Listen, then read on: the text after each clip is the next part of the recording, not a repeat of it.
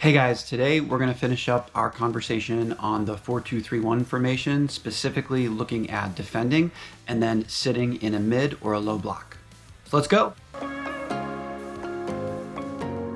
If you guys haven't checked out my two other videos on the 4-2-3-1, feel free to do that. The first video is on just basics and build out, and the second is what we do in possession or attacking.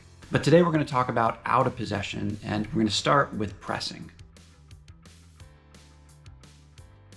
So here we are set up in our 4-2-3-1 with our back line of two center backs and two fullbacks, our double pivot in the defensive center midfielders roles, and then you have the line of three with three attacking midfielders, two wide, one central, and a single striker up top.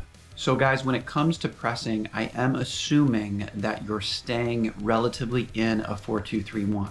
What happens in defending, especially with positional and formational switches, is that a lot of times a 4-2-3-1 ends up going into a 4-4-2 or another formation, which we'll talk about later. But specifically pressing, I'm assuming that you're staying in a 4-2-3-1. So this is where the trouble begins in terms of traditionally pressing high out of a 4-2-3-1, because you are asking a single striker to go 1v2 against your opponent's center backs.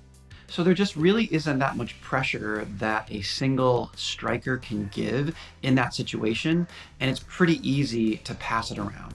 So what I recommend you do in a 4-2-3-1 is use what's known as a pressing diamond.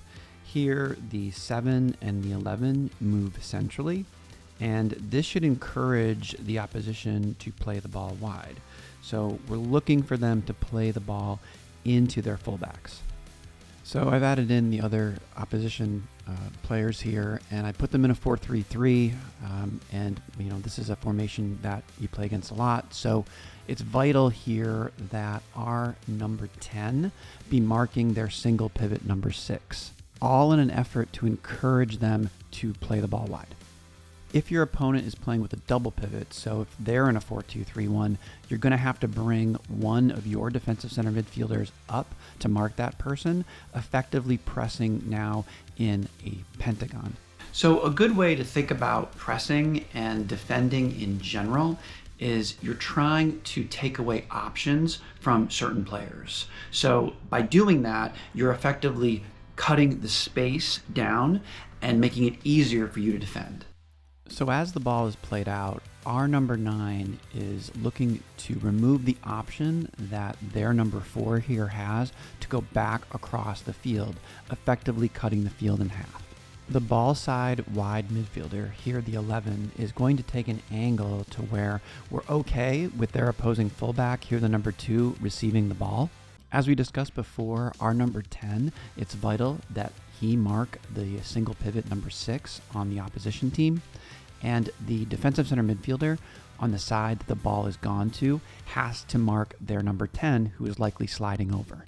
As the ball is played to the opposition fullback, our wide midfielder, here the number 11, is again looking to decrease the options that the opposition has and is hopefully going to be able to cut off the pass into their wing, the number 7.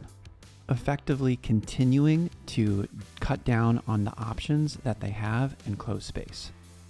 Even if they get this ball into their wing, we're still in a really good spot because we've closed so much space to effectively press them. So let's say that your press was broken and you now need to get into a mid or a low block, or maybe that's just how you set up based on your opponent and the strategy you had going into the game. How do you go about it from a 4-2-3-1 formation? When defending in a mid or low block with the 4-2-3-1, what you end up getting is either a 4-4-2, where the wingers or the wide attacking midfielders join the double pivot for the second line of 4, where you effectively have 2 lines of 4 defenders. Or you can play it as a 4-4-1-1. It really just depends on how you're deciding to play that number 9 and number 10 off each other. And a lot of the decision making becomes on player profiles and how you might look to counter when you win the ball back. So the general concepts for playing in a mid or a low block are pretty universal. You're looking to clog the middle of the field and force them wide. You're also looking for short horizontal distances between the players on your 2 lines of 4, and then short vertical lines in between those 2 lines of 4. And essentially, you're looking for triggers of when you're going to go from a block into a quick press. The main triggers being, one, if there is a square pass, especially if it's not hit the right way, that you can go ahead and press either one of the midfielders or potentially one of the center backs if you're at that 9 or 10 roll. Or if we're able, similarly to the press, to get that space closed quite narrowly in the wide areas, if you can get a small space to develop, then we can go in and press and try to win the ball back. Hey guys, I hope you liked that video on defending in the 4-2-3-1 formation. If you have any questions, feel free to reach out or leave comments in the comment section. Other than that, thanks for watching.